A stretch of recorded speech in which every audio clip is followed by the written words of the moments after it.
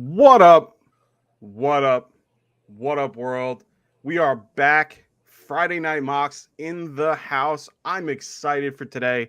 And the big reason why I'm excited, I get this guy right here. Big Trav in the house from the Fantasy Whisperers. I am so excited to have you here today. Thanks for coming, man. I really appreciate it.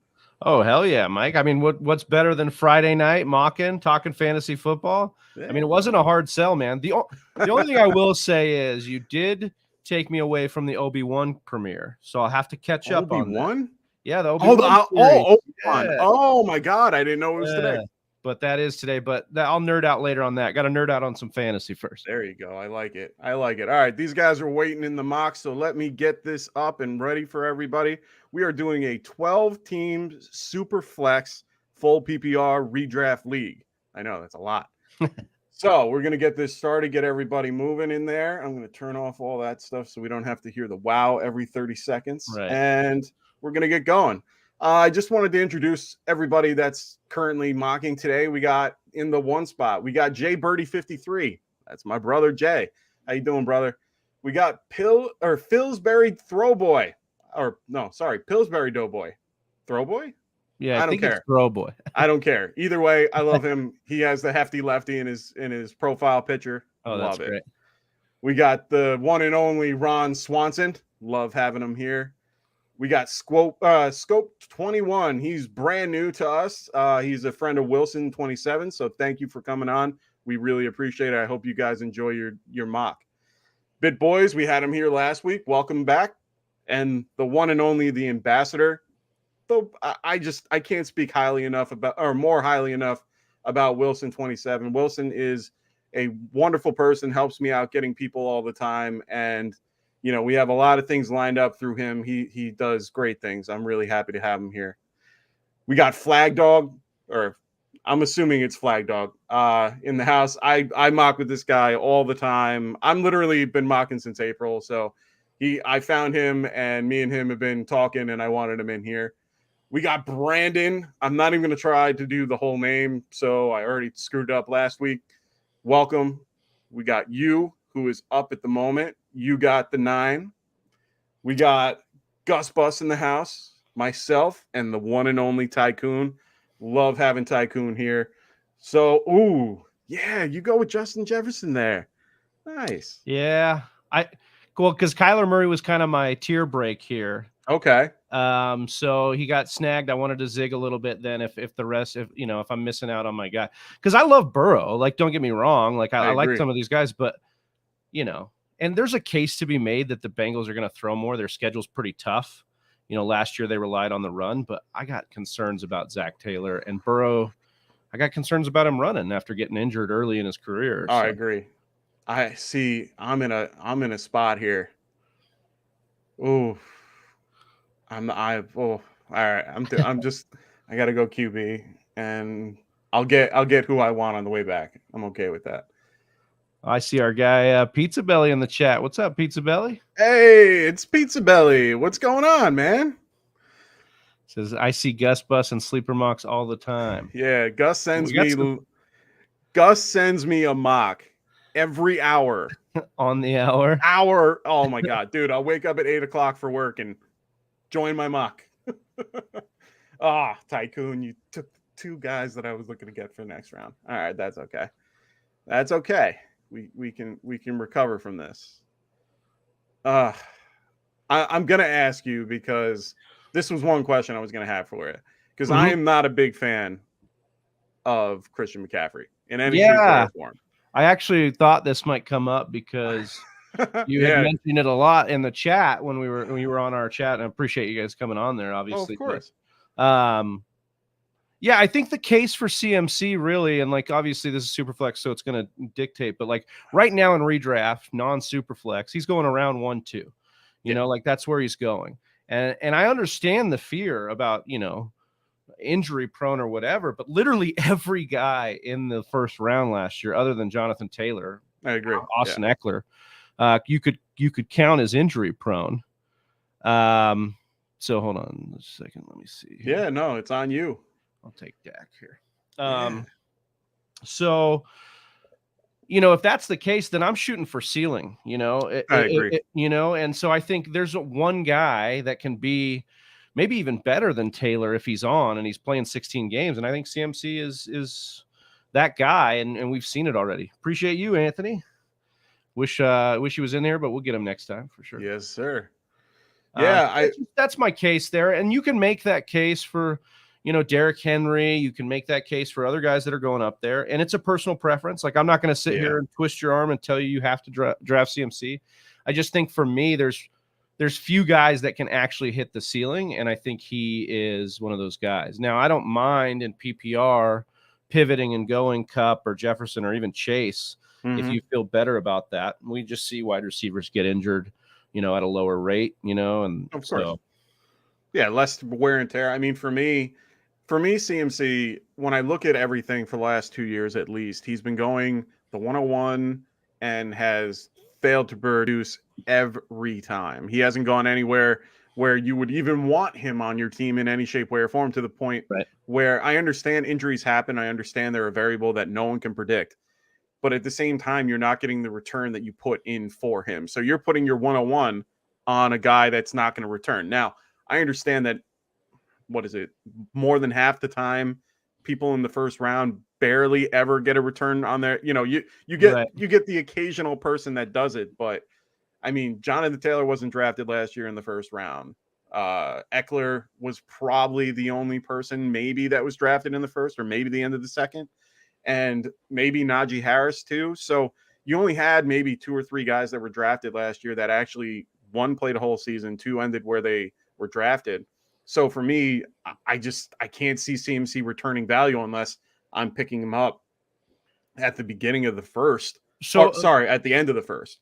So let me ask you this: non-Superflex, it's PPR, non-PPR, doesn't matter to me. Redraft. Yeah. One, you're at the Jonathan Taylor's off the board. You're at the 102. Who are you taking? Because quickly, Mike, I mean, I was telling you were just laying it out there. CMC, Dalvin, this is last year per Fantasy Football Calculator's ADP. Yes. CMC, Dalvin Cook, Alvin Kamara, Derrick Henry, Ezekiel Elliott, Aaron Jones, Austin Eckler, Nick Chubb, Saquon, Najee, then Taylor, right? So we're talking about all those guys. Najee, yes, and Eckler were the only ones I can think of. Those are the only ones I could think of off the top of my head. That played the whole year. So really, we're in the same situation. So is your ideal to pivot to wide receiver then? At 102? Yeah. Do you think this is the year you do that, or? I don't see a reason why not. I mean, you could definitely pivot to someone like Cooper or even Jefferson or like either one of them I'm fine with, but I'd probably stick with Eckler. I mean, I like Eckler as a 2. I'm very high on Joe Mixon. I'm fine with Joe Mixon too. And I know I'm probably higher than most people, and I know a lot of people would just tell me because Samaje Perine takes over on third down basically. But he still ended up the RB3 even with all that happening last season. And they have a better line this year. They literally went out and spent money to get a better line for Joe Burrow, but at the same time, it helps everybody. Yeah. So I don't know. I don't mind that. Mixon's the one that makes a lot of sense over Eckler to me. I love Eckler. Yeah. I think we've gotten rich off of Eckler, like especially last year with the touchdowns. Yeah. I don't think that's going to repeat, obviously. He's going to regress like anybody else. Like Jonathan Taylor is going to regress this year. It's just how it goes. He's never going to have a season like that again. But he's still a talent. And they lost a ton of the one thing that has me on a lower scale for Jonathan Taylor, even though he can produce, his line got basically destroyed. It's kind of like what happened with the Cowboys. They had one of those big, the top lines in the league. Colts are still a good line, but the problem is it's only because of Quentin Nelson and Ryan Kelly. Other than that, they lost their right guard to the Giants. I can never say his name. They lost their right guard to the Giants, so he's gone. They don't have a right tackle that's any good, and they try to invest in a left tackle. They still have a lot of holes that need to be filled. Right. I just that's where my problem is. I know that Jonathan Taylor is still going to be good. It's just how good will he, get you back on your return? If he's 101, you're maybe getting the end of the 10, the 1 in 10 or the running back 10, but he has I kind of feel like one. I wouldn't surprise me. Look, I love JT. I drafted him in his rookie year in our league of record, and then I obviously passed on him at the value. Like, I was actually kind of out on him last year, just where he was going. I thought it was a little too rich. It settled in, like we talked about at the end of the first, beginning of the second. I'm gonna go. Yeah. But nice. Yeah, I'm with you. Like, I think that JT is not getting talked enough about the holes in his potential outlook. Now, look, he's the youngest, most durable back we can point to right now. Agreed. That helps. The line, obviously, those issues are there. He is just so incredible as a runner too. Like, you can really see it. And we got enough out of the receiving game to say, okay, it wasn't some Wisconsin curse. Like, he can actually catch the ball. Yeah. But I don't like Frank Reich and Matt Ryan and Chris Ballard talking up Nyheim Hines right now. Yeah, I saw that. I was going to ask you about that. Because I'm thinking, like, no, I don't think it's a huge deal. But if they like it, we know Matt Ryan peppers those running backs. I mean, yeah. And so if they like it enough to be bragging about it, it just kind of worries about me about the ceiling. Jonathan Taylor's fine. He's going to be a safe play, as you said, but the ceiling could be a little bit capped. So what do you think about, see, now I got to ask, because this Tycoon's a big San Francisco 49ers fan. So if you haven't watched him, check him out. He has the Fantasy Boardroom. He's fantastic. So definitely check him out. We have him on all the time. For sure. And he's a great friend of the show. I reached out to him today to get in here. So I'm glad to have him. But what do you think of Trey Lance for right now, where you see it? I mean, he's a low, this was early for me, for my blood with Trey Lance. Me too. In this draft, but I don't mind it. I mean, especially Tycoon's, like, he's going to have to wait. He's on that turn. So he's going to, like, who knows what the QB run's going to be by the time he's like, and now he's kind of started it. Yeah. But Trey Lance's upside is, like, he's got QB1 in his range of outcomes. Okay. Just because he's that good as a runner. And what we found out now is that he had a finger injury all of last year. Yeah, I saw that. Yeah. And it was on his throwing hand. And so we've got situations now where, okay, we can kind of make up why he looked kind of like, pardon my French, but dog shit as a thrower last year. And so we can kind of get there as to why that happened. I think I'm just going to do this. Yeah. Yeah, just because I don't want to miss. I'm getting a little okay, and that was going to be another question that I had. At one point, it was going to come up. Yeah, it had to come up. I just haven't done this yet this offseason, so it kind of felt a little funky to mess with, and I can get something maybe to patch it up later. Agreed. But yeah, I love Lance. I love Lance coming out. The problem is it's one season at North Dakota, small school. You know, the pandemic limited what he was able to do in that second year, so we only played the exhibition game. But Lance could take this offense to a whole nother level. They've got all the weapons in the world over there. Do you think he gets that starting spot next year, or do you really think Jimmy's going? Yeah, because it was speculation that they tried to trade him, and then the surgery happened. And the thing about Shanahan is, we just talked about this last night with Steph. Like, Shanahan is very actually forthcoming with his information. He actually kind of tells the truth. And he said, look, we wanted to trade him. And I think he was pissed off. I think he was irked because they wanted to trade him. Jimmy waited to have the surgery, kind of didn't really talk to him, and then he had it. And now teams are just like, look, we're not going to trade for him right now. We want to see something first. So I think it just makes so much sense because of the cap hit for Jimmy that they get rid of him by the time the season starts. But aren't they still eating a little bit from that? Don't they eat a little bit of dead cap from him leaving? Yeah, and I think there's an injury clause too. It's kind of a little bit of a sticky situation, but I know they want to trade him. Like, that's the thing. And I think Shanahan's such an egomaniac. Like, he wouldn't cut him. Like, I don't think that's going to happen. They want to get their value. He doesn't. Yeah, he's like, and plus there's all these rumors that, like, Shanahan was the last one to really want Trey Lance. That was, Yeah, I saw that article. I don't know if I buy that, but I mean, he takes his dead cap hit isn't that bad. It's 1.4 million. I'm looking at it now. I mean, his cap hit against the cap in general is 26 million. Right. That's what I'm saying. They're almost 27 million against the cap. So I don't see. Do you like the problem? That's the problem with him and Jimmy and Baker right now is no team wants to take that contract on.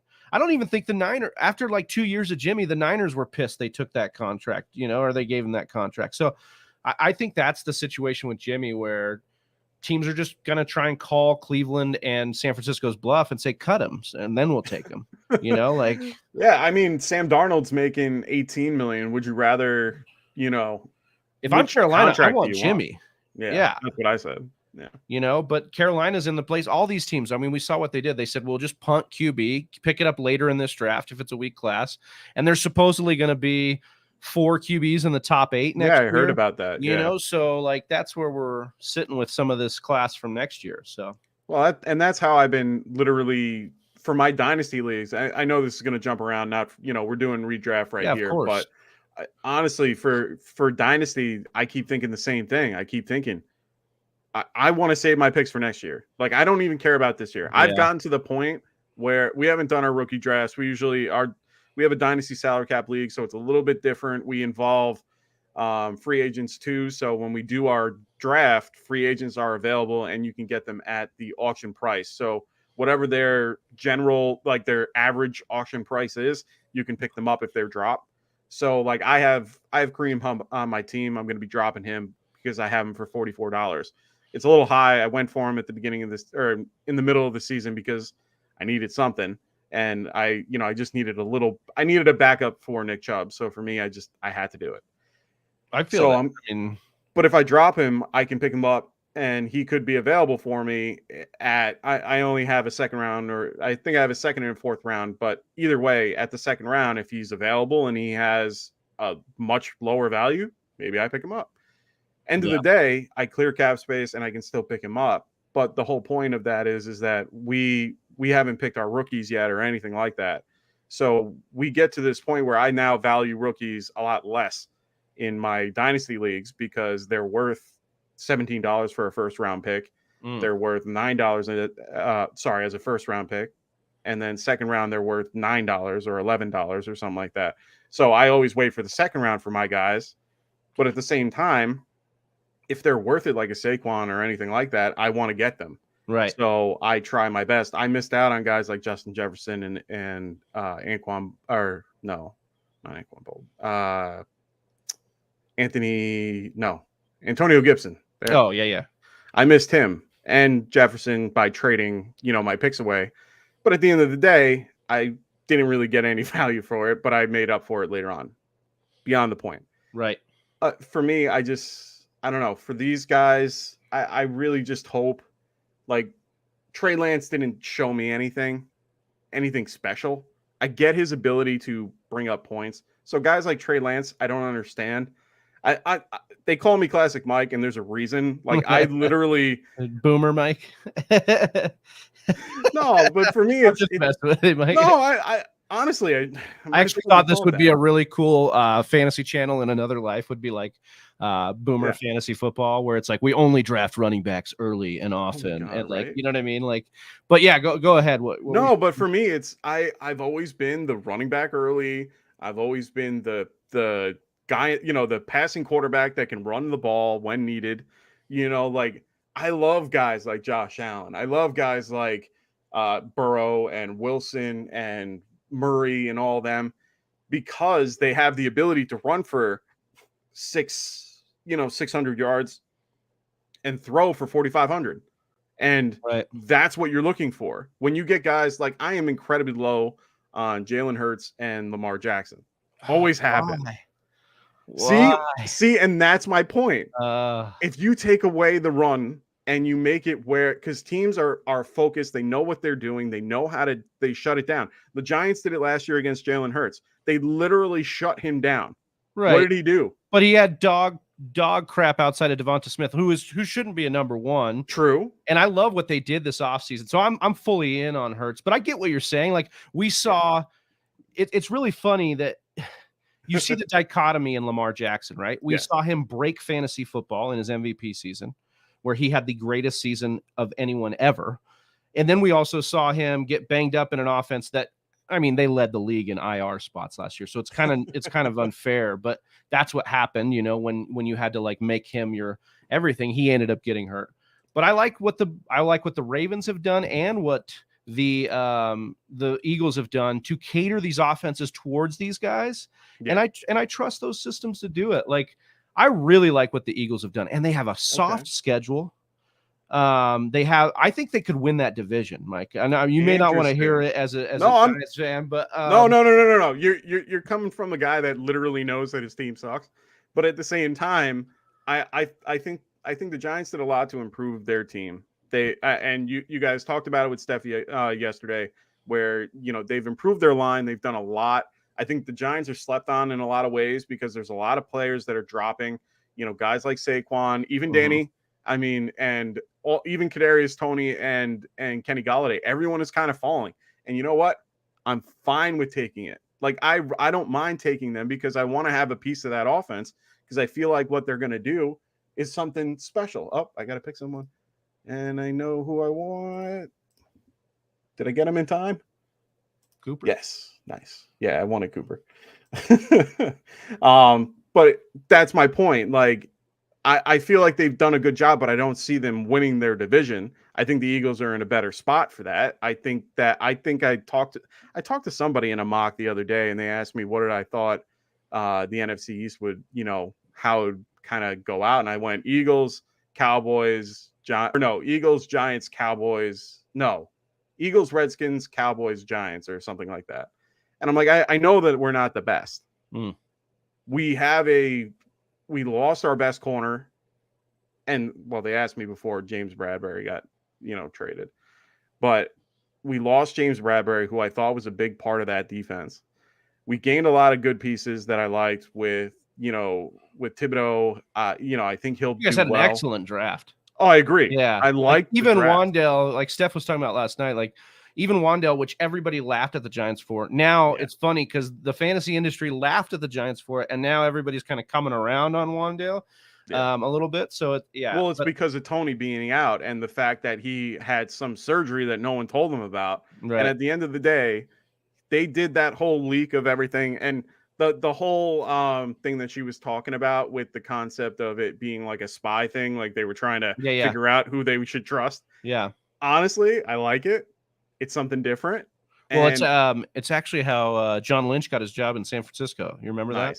No, I didn't hear about that. Yeah, so when they went to hire him, he gave them a like, don't tell anybody this, and if it doesn't leak out, I'll take the job here. But he had heard, through the bulky transition and all that basically they were kind of untrustworthy, so he wanted to test their trust. So no, that's awesome. Yeah. And for me, when she told me that, or when she told you guys that on your show yesterday, I went, holy crap, that makes so much sense. Right. They also did that to make it so that he can come to camp, because there were other rumors that he was out just partying and not really, in for the team. And you even said it. You were like, the report came out the next day. He was there. Yeah. Sure. And nobody reported that. Nobody reported it. Like we barely heard I got it. Yeah, no, I know. I'm in all those chats. Yeah, I know you probably knew because but I'm just saying, like the national mainstream media, if you will, was not really on that as much. So it was kind of, look, I think Kadarius Toney, it's either Kadarius Toney or Golladay for me out of that offense. And I could be talked into Saquon a little bit too. But I think Kadarius Toney has, I said it last night, league winning upside, in my opinion. He's got to get right before training camp comes. But like I said last night, I think pushing down his ADP is phenomenal. But to circle back really quick on Hurts and Lamar, I get what you're saying, but I just think that unless it's single quarterback leagues, I want the advantage, and you can't get an advantage by just having statue quarterbacks usually, because everybody can get. I think the difference between QB points is so minimal. But if you can get a guy like Trey Lance, Jalen Hurts, Lamar Jackson, Kyler Murray, these guys, Josh Allen, that can break fantasy football, and give me, as Rich Rebar says, the Konami code, then that's what I want. Like, I want to be able to, have an advantage against other people every given week. No, I agree. And that's where I have the hard time changing my mindset. And it's because of the fact that I see them on the field missing throws that could have been made. Yeah, you're like, this guy's not a good quarterback. No. And I asked that question to everybody, and I'm like, what is the definition of a good quarterback? Is it to run the ball or to pass the ball? Yeah. And I understand the concept that it's kind of like having it's kind of like having the Taysom Hill type thing where he's labeled as a tight end, but is a quarterback and can get you those quarterback numbers at a tight end spot. So I understand the appeal, or like Cordell Patterson, who just went in the 7.2. But at the same time, it's hard for me to wrap my mind around it, because if you shut down the run game, he cannot produce throwing the ball. And we've seen the fact that he can't, because he's only put up 3,000 yards once. And same with Jalen Hurts. I don't even think Jalen Hurts got to 3,000 if memory serves me. I think he's only gotten to 28,000. And he's rushed for 700. He's had one of the best rushing seasons a quarterback's ever had. And Lamar did. Well, no, and I think Hurts had one of the better, like there was like 800 or 700. Yeah, 784. Yeah. So I mean, I get that, man. And especially now you give me Disneyland narrative with AJ Brown. Yeah. You give me a guy that they're supposedly best friends, and AJ Brown, AJ Brown is one of the most efficient wide receivers there is. You can give him the ball anywhere, and he's a threat to score. And my problem with AJ Brown is health. And if you're only playing, it's like Rob Gronkowski when he was healthy. It's the concept that he's only going to play 9 games, but he's still going to be tight end. He's going to be tight end 2. Like the odds are they win those 9 games, though. But that's my point. You know what I mean? and that's where the fun is trying to figure out if that's worth it to you as a fantasy manager. And that's where I always have my issue is I'll draft a guy. I'd rather have a guy like, Matthew Stafford, who's going to be QB5 and finish the year decent and have a good year throughout, where there's no real 8-point game. I mean, he had a few, but he's not going to have those crazy games where you sit there and you're like, oh no, he didn't have a game today. I understand the fact that Jalen Hurts last year, he was literally QB5 throughout the whole year mostly, and then at the last when he games, got banged up and had to miss time and then came back, and again I'll just talk about the weapons. I think the addition of AJ Brown, I think I just think that this team they wanted to be pass happy last year, but Hurts obviously couldn't get it done. They had to kind of transition. So maybe that's a better point to what you're saying. But I think it could be in a window, like maybe if they have all the pieces in place, you see them throw more, which again, and I just think where you're getting Jalen Hurts versus you're right. You could go with a guy like, Stafford or Brady, correct. Mm-hmm. But there's no upside for those guys to be number 1 overall in my mind. They could be 5 through 10 for sure, but number 1 overall, no. And Jalen Hurts has that. And then if you have that advantage, plus your team is stacked based on them going in kind of the same range. You're on the clock. Yeah. Sorry. No, it's all good. I was trying to see here. Now we do have I understand exactly what you're saying. And we do have a few questions. I'm going to get to it because a couple guys in the chat wanted to talk to us, get our opinion real quick. I'm going to make my pick, which I seem to get the same players every draft, which I'm completely fine with. Oh wait, it's not on me. It's on Gus, is it? Oh, it's on me now. So there we go. So we have a question from Drunk Squidward. He says, what do you guys think? I traded Robbie Anderson, Kendrick Bourne, Devin Singletary, Calvin Austin for Russell Gage and Michael Carter. Yeah, what do you feel? I'll take this deal. I mean, Robbie Anderson could be off the team even by the time the season rolls around. I don't think. You think so? Yeah, I think. Well, I mean, yeah, I do. I think that Robbie's okay, but he's not anything that they're committed to. And plus, they have Terrace Marshall. I know he didn't really show well last year, but I think he could be somebody that they move on. But either way, all these guys, I think Michael Carter is obviously, he feels really downgraded, obviously, with Breece Hall coming in.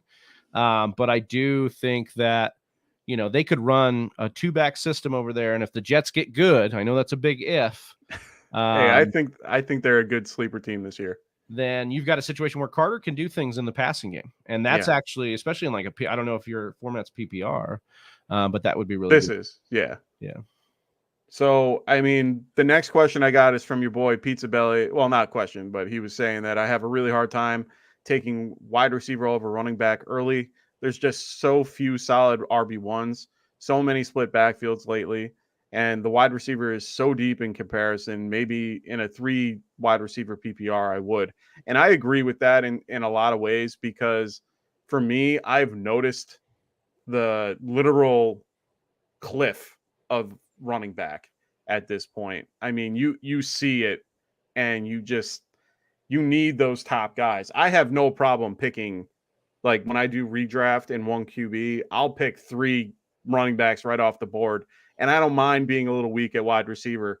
I'll keep guys, I'll grab guys like I did here with Amari Cooper and Sutton. And it's because those guys to me are going to be late round values that can be those, top 15 guys that can really do well. Oh yeah, those are number ones on their team. Like I was really I wanted Sutton there, but I went with a little PPR. Yeah. I love Sutton, man. I'll grab Sutton everywhere over Judy. I don't care. Yeah, I mean, I want it to be Judy. My heart wants it to be Judy. Yeah, a lot of people feel that way. But Sutton just fits Russell better. Yeah, he does. Like, and Sutton has dominated down the field and the sidelines with shit at quarterback, where like now you're going to get the best deep ball thrower maybe in the game. Oh, I agree. Yeah, so like I think he's a smash spot, but I do think both can really eat in that offense. Well, everyone's comparing Judy to Tyler Lockett and how he'll eat, but I see it and I don't. Well, the thing is we haven't seen Judy get deep meaningful targets in the NFL yet. I agree. I'm not saying that Russ can't unlock that. And that's really what you're kind of buying. If you take Judy over Sutton, you're buying the youth and the prospect and the idea that, Russ is going to unlock something. But I do think Sutton's safer. I just think he's the safer pick because, value-wise, where he's going in ADP, and then again, just his experience in the NFL getting the deep ball. No, I agree. I mean, I've always liked Sutton. I've always been a bigger fan of like the Brandon Marshall prototype, like 6'3" or higher, 220. Yeah. Hey man, my favorite guy. I drafted Brandon Marshall back in the day, and he was one of my favorite grabs of my life. Dwayne Bowe, like those guys were always Dwayne Bowe. Remember him? Those guys made me happy because they were those big 6'3", 225, could last the full season and put up those big numbers. Julio, you like all those guys. Oh yeah, dude. Well, Julio back in the day, not now. Well, and I'm with you. Like, there's nothing like a Dez Bryant or a Brandon Marshall in their prime. Like, I got a story for you. So in our league of record, if you win the championship, you got to buy a jersey for a player on your team. You can pick the player, but yeah, so that's something we do. So I won it, and I won it back to back a couple years ago, and I have a Jets Brandon Marshall jersey. Oh, that's awesome! Because he balled out that year with Fitzpatrick, him and Eric Decker. And so I'm with you on those guys. Yeah. And I think Sutton could be, he just has something special. He could be DK Light over there in Denver. I agree. Very easily. I agree. So I got Ian in here saying, why you high on Jones there, Travi? He was wondering why you went so early with Jones. I'm curious too. And I like Jones. So. Yeah, there was just like, if we're looking at the guys there, it's Saquon Barkley, Javonte Williams. Let's see. Who else went around that area? Kamara, like Connor. You can make question marks on every single one of those guys I mentioned. What I do know about Jones is that in the 7 games, small sample size, without Devontae Adams, his targets increased phenomenally. Oh, yeah. I do know that this team, like if we are sitting here and we're asking who's going to be the number one, is it going to be Watson or Lazard or Sammy Watkins or Robert Tonyan? I know that all of those are the wrong answer. I think that Aaron Jones is the one guy they trust. It's a PPR league. I agree. I think as I just think he's going to, and I actually think AJ Dillon and Aaron Jones can eat. I think the Packers are going to go more run heavy this year. I am a Packers fan. I was going to ask you. Yeah, it's not what people want to hear, no. But I think it is what they're going to do. They've really beefed up their defense. It was really good last year. They added a few more pieces. Obviously, signed Jair. I think they're ready to be a ground and pound team, and you'll see kind of AJ Dillon maybe get. You're in between the 20s, your first down grinder. But Aaron Jones is such a weapon for Aaron Rodgers in the red zone already, and he's a weapon in the passing game. So I think Aaron Jones is in a smash spot this year. And, of all those offenses, that we're talking about. Maybe you could make the case for James Conner, but I think I like Aaron Jones. I think I like the Packers offense more than the Giants, Broncos, and Saints. At least I can trust it a little bit more. Okay. And so I think that's kind of where I'm at. You can call it a homer pick. It's actually one of the few times I've taken Jones this offseason. No, hey, I think that's just kind of where I was at PPR wise. No, it makes sense. Honestly, I mean, for me, I'll take Barkley every so often. Like here, if Barkley was available, in between Barkley and Aaron Jones. And that was my thing, because I do feel like I said before in the beginning, Giants have done a lot to fix their team. They're trying to do everything they can to make it better. I think that Barkley can do what he can. I mean, they picked up their 5th-year option on him, but not on Danny Dimes. And as Drunk Squidward said, Danny Dimes has to pick it up or else he's gone next year. And he's right. He might be gone either way, but I agree. Yeah. I'll ask you this though, like, because Sure. we're talking about Zeke being walked after seeing him play through injury. But Saquon, didn't it feel like at times Devontae Booker looked better than Saquon No, I agree. last year? And I'm not saying that's not, because whatever, but I'm surprised they didn't keep Booker as their backup. They went and got Matt Breida. Right. Who's I think it's a Buffalo tie because they saw him there for a little bit. But yeah, I think Saquon's just going to be so involved in the passing game. I agree. That's why he's fun to take in PPR. And we've never, I've said this almost every week, but we've never got him this cheap in fantasy. So it's like, I love it.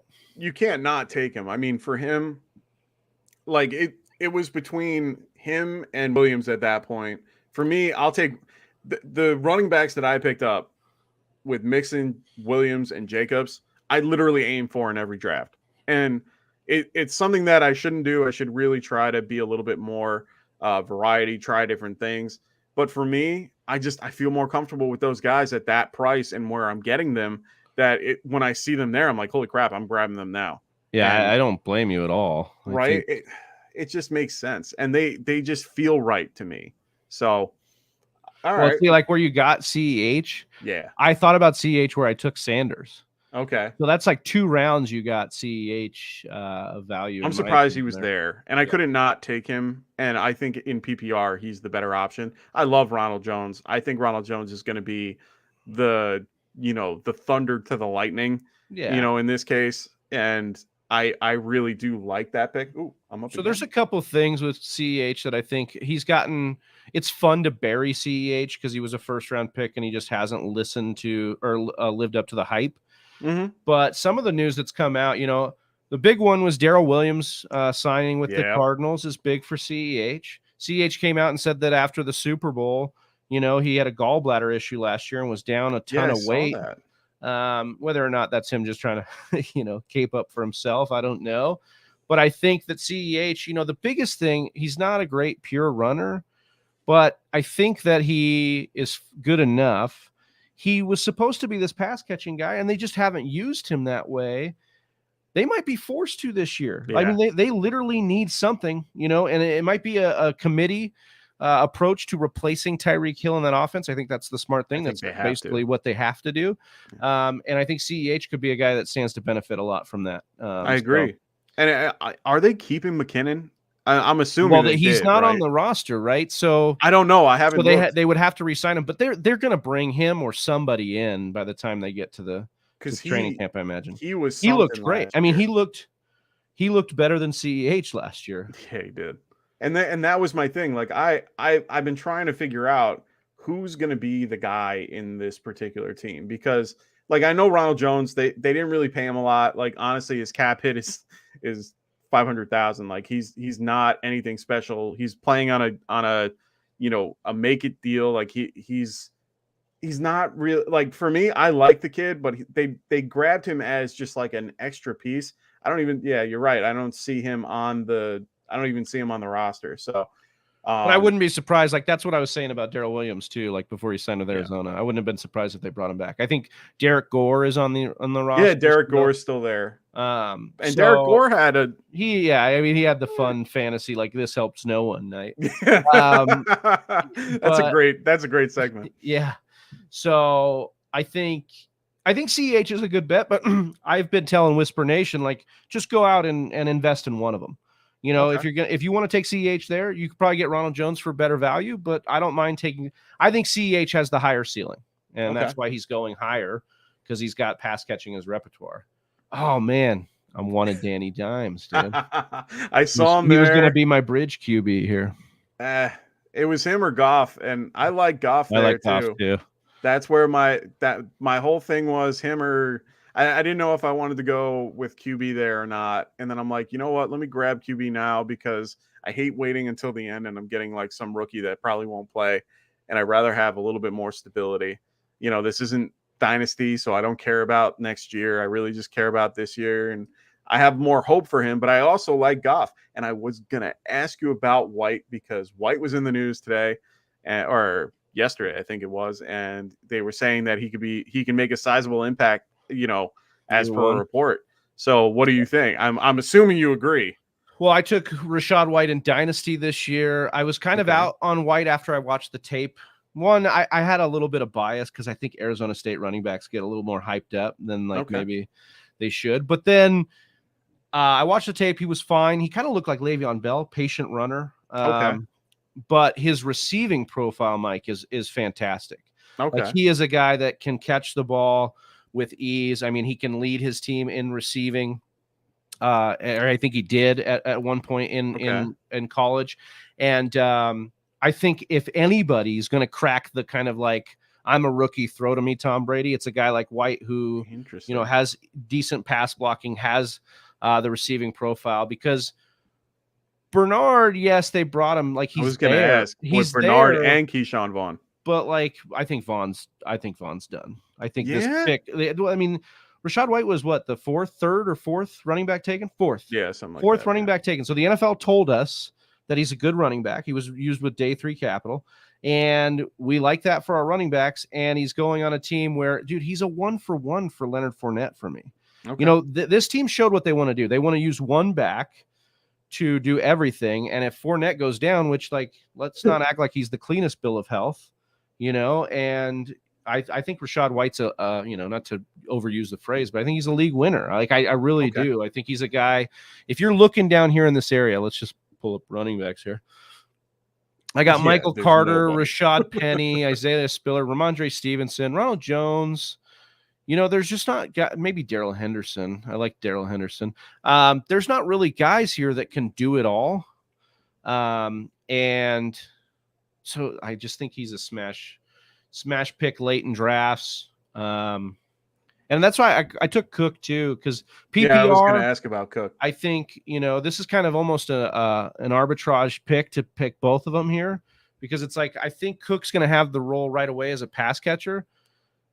Trouble is Buffalo hasn't used that role a ton. Yeah, I was going to say they really don't. And scrambling quarterbacks don't tend to do that. Plus we have, you know, Josh Allen stealing touchdowns. But the bigger thing, Mike, is that they're lining up coach speak with actual transactions. And what I mean by that is they've said now for a couple months that they want Josh Allen to run less.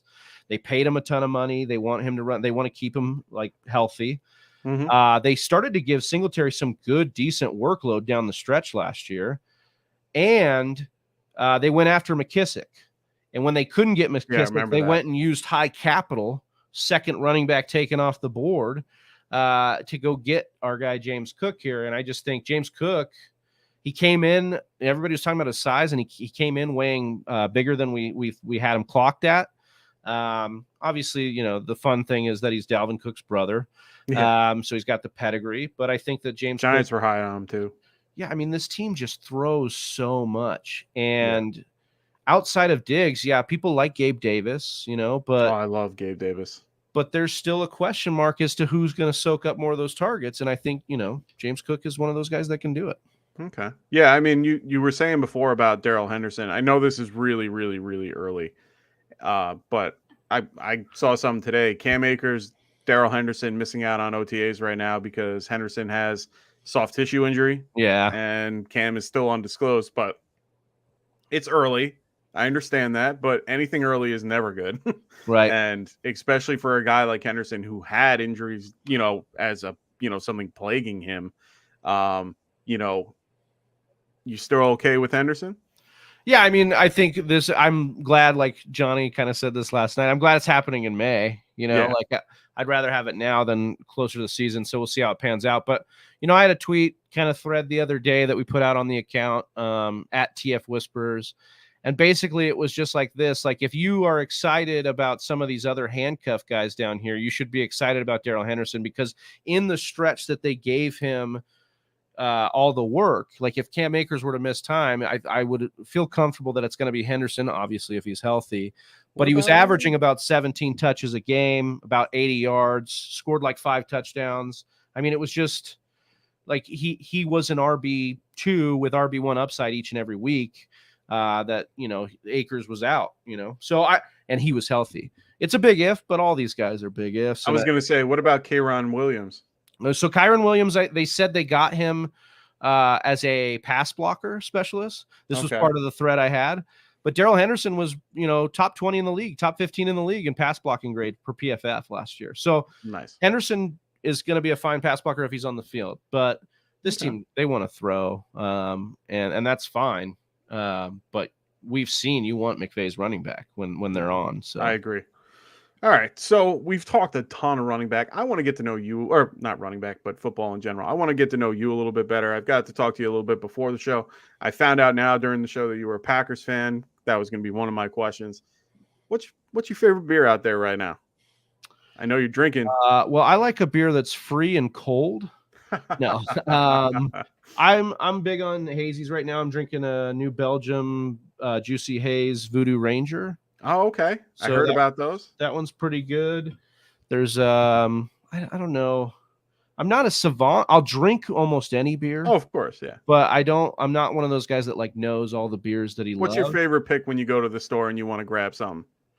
I really like Deschutes out of Oregon. Okay. Deschutes has a Fresh and Juicy, I think is the name of their hazy. Okay. We don't have them out here on the East Coast, so that's cool though. But yeah, nice. It's kind of up my alley here. Nice. See what's left at quarterback here, Mike. Anything good? Not anything that you might want. I mean, maybe you are not lying. I was gonna say, is Wentz there? No, Goff's still there. You still got a chance. Is he? He's still there. I was because Wentz just went in the round before, and I was actually. No, he just got taken. Goff got taken. Goff got taken. Yeah, my thing's a little bit behind, I guess. Let's see here. Are you on the clock? Yeah. All right. I gotta refresh a little bit. I've been having internet issues lately, but I fixed them very quickly. I'm just hoping that I'm not too far behind. All right, cool. We're right there. All right, Pickett. Not bad. Oh. I mean, I just trying to go with a starter that I think probably, even if I hope he starts. I would imagine he starts. Yeah. You think he's going to start over Trubisky? I was going to ask that too. I think it got fun to say that, small hands and no ceiling and all this stuff. It got fun to say all this stuff about Pickett, but he was the most pro-ready quarterback. So I think that he's a guy that probably is going to start. I'm surprised Chris Olave lasted this long. I know. I would have gone Olave if I didn't. If you didn't need a quarterback. I wanted to hedge just the Watson pick here. See, I had to go with something wide receiver because I'm only with Sutton and Cooper at this point. And are we starting 3? Starting 2. Okay. Oh, but I normally go 3. Oh, but it's 2 flex. Yeah, 2 flex. 2 flex and super flex. Mm-hmm. Cool. I usually 9 times out of 10 when I do these things, I like the 3 wide receiver. My main league that I do is a 2-person keeper league with 3 wide receiver spots. We do defense and IDP and kicker, but beyond that, I love doing that type of format. I've been trying it for years. Like we've been doing that league since 2007, I think it was. We've evolved it, and it's taken shape. It's definitely been a lot better. It's just the league that I love, and 3 wide receiver I love. But in this type of draft, wide receiver so deep, I can just get so many people at the end that I'm very high on that I don't mind waiting for. I think Olave is kind of a guy that people. They're sleeping on him. Yeah, they're sleeping on him big time. And I think he could easily, with the way it's lining up in New Orleans, like he could be the guy that has the most points out of the rookies this year. I know people are hyping up Drake London and Treylon Burks, but I think Olave has an outside chance.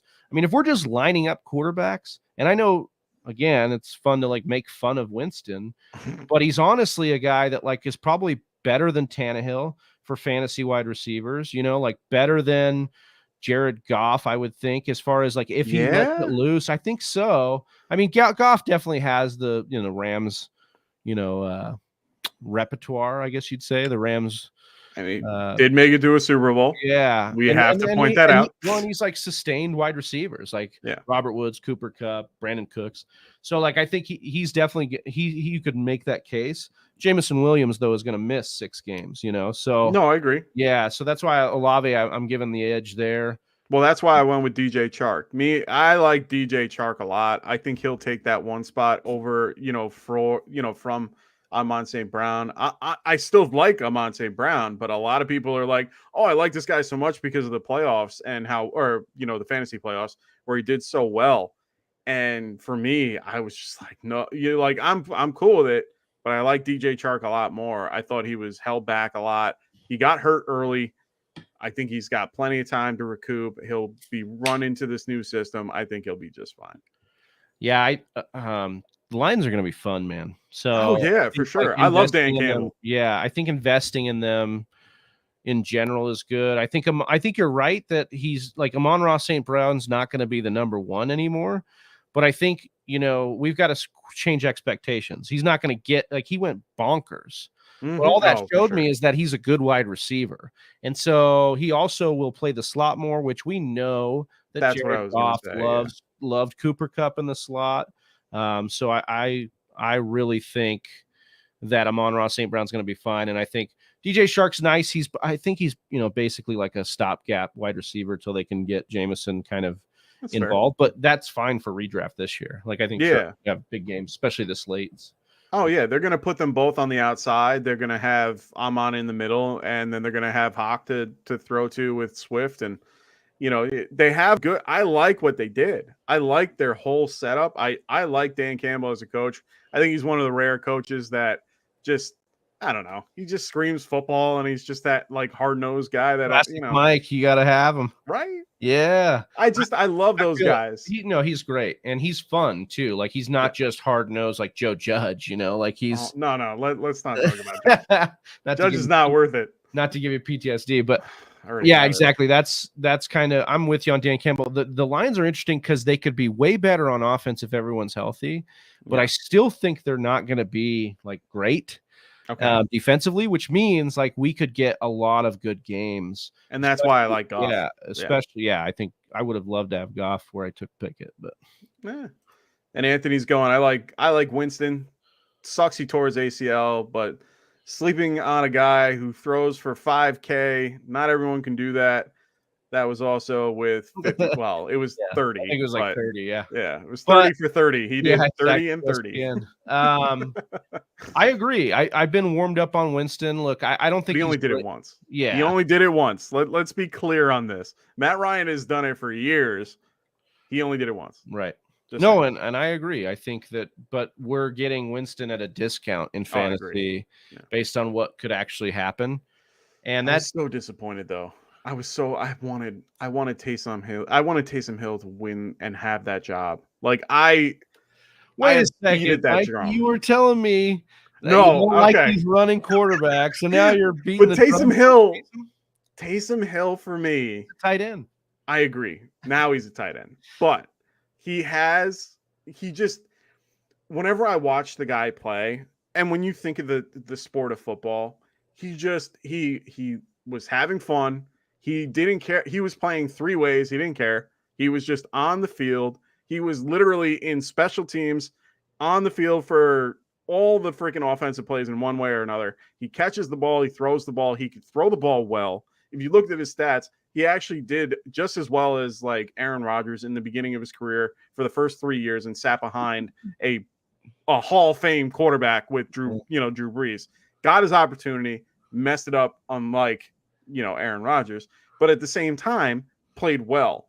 and he was consistent for his time playing. He was a QB1 for a lot of, Oh yeah, I mean, fantasy wise, that's again, what I mean. Fantasy wise, to your point, fantasy wise, like he was a game breaker, and I think that's I loved it when he was in. I had him in multiple leagues last year. The wheels kind of fell off, but it was a lot of fun. No, he's just fun to watch. He just, you weren't expecting half the things that would happen, and he was exciting to watch. Lamar doesn't excite me as much. I know he's going to run the ball. Like Taysom actually would get back and throw the ball, and he was accurate in what he did. I thought he was more accurate at throwing the ball than Lamar was in a lot of ways. So for me, I don't mind the running quarterback as long as you can throw the ball accurately and do well with what you got. Like I said, if you take away Lamar's 1,000 yards, which I understand is a lot and for fantasy is ridiculously crazy, but if you take away half, let's just say, and get him down to 500 and he only passes for 2,800, that significantly nerfs his whole outcome. So for me, if your team is good at stopping a running quarterback, which can happen, it's just one of those things where I want a guy that can do both and do both well. And for me, Kyle Murray, Russell Wilson, even Josh Allen, Mahomes at times, those guys can do that. It's Lamar can't. He can't throw it well. That's just me. Yeah, his yards per attempt is an advanced metric that actually translate to good quarterback play most times than not. And his yards per attempt have been really good. He also has this thing where he's like kind of improved every year, not numbers wise, but he's kind of done what he needs to do. So like you hear stories that he's missing OTA. He's also like working with a fundamentalist. And I know you can't teach a lot of this late, in a career, but I like to believe that Lamar's a gamer and he's going to do what it takes to win. Where I don't know if I feel that way with all the running quarterbacks, okay. But I hear you. He's definitely the best of the running quarterbacks. He's the best runner. I think Kyler Murray is probably the best ceiling of what we've got available right now. He needs to stay healthy and he needs to stay with his mind kind of on the game. If he does those things, then I'm all in on Kyler Murray. Okay. And I think we're going to get a discount because of all this offseason BS on Kyler Murray. So for sure. Hopefully he stays. If he stays there through the summer, I'm smashing that. Him and Hurts, I think, are going to have. I need them not to get steamed up because I think they're going to. So, just because this news came through, I'm going to grab him. I'm going to grab Daryl Williams. There you go. Bring that ADP. I want to bring that ADP up. Yeah. I don't know. I want to do it. I don't know. I liked what they did there. I maybe should have went with a tight end or something, but I'm fine with where I went there. But yeah, I mean, honestly, there's a lot, just everything going. I love football this time of year. There's so much going on, even when there's not anything really going on. We're still waiting for a lot to really, unfold. We still got July with all the franchise tags and everyone signing them and doing, whatever. We just found out today, David Njoku just signed a 4-year, massive deal, $56 million contract, which is fantastic, but doesn't really mean anything. I mean, right. Good. Well, for him. I think the biggest thing was that, like, it's the 5th highest tight end, like kind of whatever, but I think that it means talent-wise. Yeah, like he is a really good athlete, and that's what we need. When we look at our breakout tight ends, we want athletic tight ends, and we want their quarterback to be pretty good, and we want like vacated targets. And I think the Browns are set up for that. Yeah, Anthony giving you some crap. Such a jerk.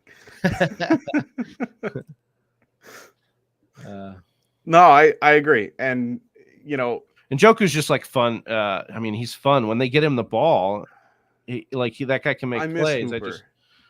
Yeah, you like Hooper? I I think you can get Hooper in Tennessee. I think he's another late round guy too. I mean, they have nobody. I mean, don't get me wrong. I love Robert. No, Fisher's gone. Yeah, but they've got like nobody for targets other than Treylon Burks and ACL post ACL Robert Woods. So. And honestly, I've just always been a fan of Hooper. I like his size. I like what he did with Matt Ryan when he was in Atlanta. I don't know. It felt right. And then when he went to the Browns, he did well. I have him on my Dynasty team. I enjoy having him there. I mean, I have beyond the guys that I listed, for my Dynasty roster, three of the guys that I got are Darren Waller, Dalton Schultz, and Dawson Knox, with Austin Hooper and Evan Ingram for almost nothing. So those guys are, for my particular group. I mean, it's just, I enjoy that. Did it freeze? Did you make your pick? Yeah, I was able to make mine. It looks like it's over at scope 21 right now. Oh, well, that's me. That's okay. We're gonna, RJ, thank you for letting me know about that. It was frozen. Like I said, I've been trying new internet. I am getting it to where I need to be. There we go. Feels like your video comes in, but maybe not the screen doesn't translate as well. But yeah, it's been a lot of tinkering, a lot of fun. If you got a chance to check out the last show I did with Cody, who was on the 2-Day podcast that just joined our network, which I'm very happy about. Nice. I just, every 10 seconds my internet went out, and I'm like, I need to fix this. So I bought a whole new router system thing, and I'm trying it out today. You get to be one of the first to be a part of it. I'm glad that it stayed the whole time. Yeah, no, I mean I don't mind the freeze. I'm fine with your audio and your video came through fine. It's just it was just the board a couple times. I don't think it was that. No, I don't even care about that. At the end of the day, I'm fine with that because that's 30 times better than what I had before. Right. So we got Dario Raggy coming in saying, as this is coming to an end, fellas, this was fun. I want to thank Wilson for the invite. I want to thank you for coming. Thank you so much. I'm assuming you're Scope 21. If you are, just let me know. You can let me know in the chat. I really enjoyed having you here. If you did, we're going to be breaking down the teams on Tuesday. It's Memorial Day weekend, so we're gonna push it a day. So we're going to be grading these teams on Tuesday instead. One thing I didn't get to talk about, which one of your favorite things to do, and one of the things I enjoy doing with you guys, is one of our sponsors as well, is Underdog Fantasy. We love doing those best ball drafts. I did at least 2 with you guys that I'm excited about. Can't wait for those to actually come through. Make sure you guys are using the promo code Get Right from us. I know I'm not going to use you. I'm sorry. I know you guys have your promo code. I got ours too. So make sure you guys use the Get Right promo code. When you guys do that, they will match it. I think right now, are they matching? Yeah. It's a full match up to $100. Up to 100. So, it's like free money. So you might as well get in there. Take it. Yeah. And we've been doing the $3 ones. They've got obviously Best Ball Mania for $2 million. That's right. Open right now. So you get on that. And I think they've got some puppy drafts going too. So if you I just think it's awesome, man. Get in there, and Best Ball has actually exploded. I mean, if you would have told me 2 years ago that it was going to be a $2 million prize for their big tournament, for crazy. Sure. And that's the crazy part. I wasn't invested in a lot of Best Ball before last year, and then I got into it through this. And honestly, it's blown up. I won a little bit of money. I didn't win a lot. I won a couple of leagues that I was really happy and proud about, but it is legit. I have enjoyed every minute of it. RJ saying the exact same thing. Dario saying, send invite love, Underdog, and a couple right now. Honestly, they are great. I got my brother into, Jay Birdie up there. I got him into Best Ball. Into Underdog at least. And he, even for the other sports that they have, he's telling me he does a lot of the, prop bets and things like that for, FanDuel, and, because New York is now exploded with this. And honestly, all my friends do a lot of FanDuel. He's been doing a lot of Underdog, and Underdog he tells me all the time, they're just so much better. Like, their lines are just so much easier to, play with. And they got softer lines for sure. And what's fun is they've got 2 different styles on the prop bets. You can do straight up on prop bets and just piece a bunch of them together. They also have this unique feature called Pick'em. I love the Pick'em and Rivals. So like in season, if you're like, oh, Pat Mahomes is going to have more touchdowns than Josh Allen, you can set a card up that way to kind of do it that way. So in season, we do our watch parties for each of the primetime games, and we try to build a slip before each game. So nice. Now Anthony's asking you guys do grades on your mock show, which you do. Now he wants to know We your can get quick into it. We glance. got some time here. Your top 3. Yeah, we got a couple minutes. So usually in top 3? Superflex, I'm looking at your QBs. So I just want to kind of take a look at these teams here. Okay. Let's see. Gus Bus, I think, a lot of the teams that stacked went QB early. We've always told people when we do these drafts, you want to go, your first 4 rounds normally. Now you can mix it up here and there, but for the most part, QB, running back is kind of or at least a variation of those. Right. Is what you want to do. Maybe throw in if this one's interesting though, because it's not just Superflex. We're starting 2 flexes, right? So you can't just get away with the QBs. You kind of want to make sure you have a balanced team. So, like, for example, I was looking at Pillsbury Throwboy, and I'm like, man, I really like the top 3. He's got the 3 elites, like Brady, Mahomes, and Andrews. Even like the wide receivers down to Godwin. I think he's going to probably maybe start on the pup, so that's a little bit scary for me. Yeah, me too. But then the running backs for me, I don't think he did enough here to kind of, defend himself here. And so that could, especially with the 2 flexes, I think that he could be in a little bit of trouble. And you have Patterson as your RB1. Yeah, I love Patterson. I think he's being slandered a bit because I just think he's like so much more talented than anybody they have. The Falcons. That's the problem. But exactly right. So I'm looking over here at B. Gianna Scoli. Is that what it is? Yeah. Kyler Murray, Matt Stafford. Brandon. Obviously, Deebo Samuel's a guy we're saying is probably going to regress a little bit. Yeah. But you went Deebo Samuel. Let's hope Michael Thomas gets on the field. I like the Elijah Moore Wilson situation there. You like him stacked? Yeah, I mean, I think it's kind of like an arbitrage thing, Like if I think Wilson's going to come in and flash, that's awesome. If not, it's probably because Moore has the chemistry with Wilson and is the only guy he can get it to. Okay. So then you kind of do it there. He is thin at wide receiver, but he's not thin at running back, which I really like. James Conner and Dobbins, I'm big on. ETN, I'm warming on because I don't think Robinson's going to be ready in time, and ETN is. Really? Based on what Doug Peterson's been saying. So I heard he's going to be ready by the summer. Right, but ETN's basically almost ready now, is what they're saying. And so ETN's going to probably get the first crack at it with the new regime.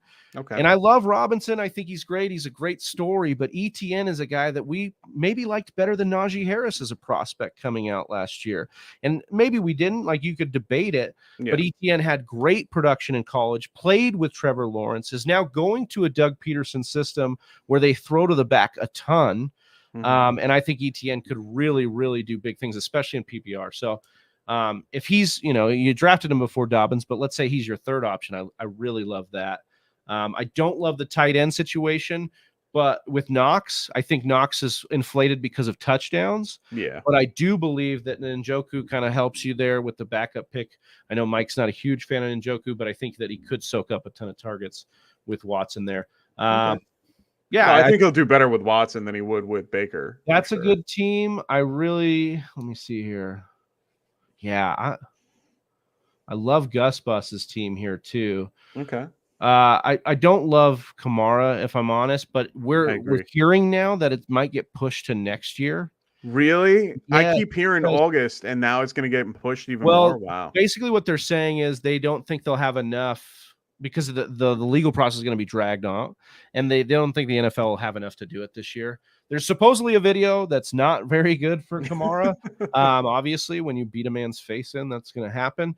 But I think that it could get pushed, and then you're sitting here like, if we could get 80% Barkley, 80% Kamara on this roster with Hurts and Burrow, then it's really about the wide receivers for me. Pittman is going to smash this year. I love Pittman. I love Michael Pittman so much. I was very upset I couldn't get him here. I probably should have went with him over Pitts, but I love Pitts. But either way, Mike Williams, I think if you would have told me that the Chargers were not only going to pay Mike Williams, but then go out and spend as much money as they did on defense, I would have said you're smoking crack, because they've never done that. They've always been cheap. They are going all in, and I think Mike Williams with Herbert is a great match. He just needs to stay healthy. I think Mooney is a guy that, as my 3rd option, I love. Who else is in Chicago? That's it. No, I agree. I mean, You know? and Brian Pringle's out for the next, for 3 games at least. Yeah. And then Christian Kirk. Again, I know it's fun to make fun of I Christian love Kirk in Christian this Kirk. massive contract. But if you look at Trevor Lawrence in college at Clemson, intermediate, short routes, middle of the field, that's where Kirk's going to live. And they paid him money to be their number one. So, no, I like Christian Kirk a lot. Yeah, I think Gus Bus might have the best team. I love the Lazard play here. I love the Hines, and Gainwell is another one that I think people are just sleeping on because he didn't really break out as a rookie. Yeah. But this offense, they're going to run a ton. Sanders has not been healthy, and Gainwell has a receiving background, which means that in PPR and in fantasy, he could really explode. So didn't he have like 5 or 6 touchdowns, if memory serves me? Like he still did well on his own. Yeah, well, Sanders had no touchdowns. So Sanders ran for 750 yards, and still he was the lead runner for that team. Or sorry, the number 2 runner because Hurts got the most. But he was the number 2 runner on that team, but number 1 running back. But still, I think he finished less than, I want to say less than Boston Scott. I could be wrong, but it's just incredible. I like your team too, Mike. I think it probably makes top 2 or top 3. Yeah. Trying to look over here at Ron Swanson's team. Man, I love the Herbert pick, but then like the second quarterback falls out. Yeah, it's just like not. But I don't like Gibson either. I'm not a big Gibson fan. Well, and I think keep talking about him less work this year. Not as my second running back. Like if you would have got Gibson where you got Jacobs, I'm in on that. Like I like that value.